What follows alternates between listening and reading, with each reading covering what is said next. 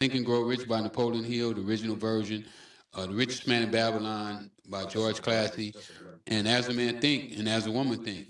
Those were my first books that really like kind of reformed my mind and had me to go back over my life and to rethink my life and how my life could have been different had I did some different things, made some different turns and some different directions.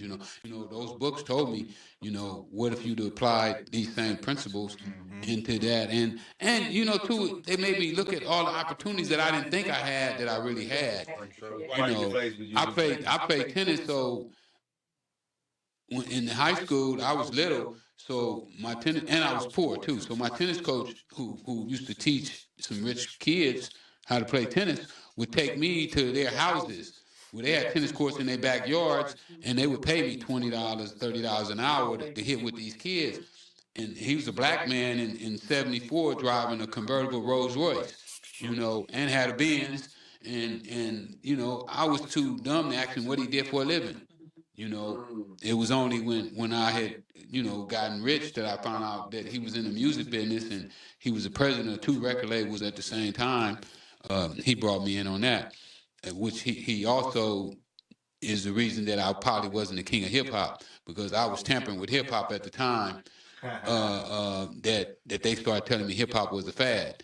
you know. Um, but I had the money to finance. I was financing. I had rappers that I was taking care of. DJ Pooh. Like when I got home out of prison, I went to Dr. Dre house for the first time. He told me, "Remember when you came over to that house with DJ Pooh?" And I was like, "Yeah, the house with all them people was sleeping all over the floor and all them wires was everywhere." And he's like, "I was in that house that day." I was like, "Wow." Just think if you'd have stuck with it, you probably would have had Dr. Dre from even before Easy had him. This was before Easy E even had Easy E wasn't even thought about then.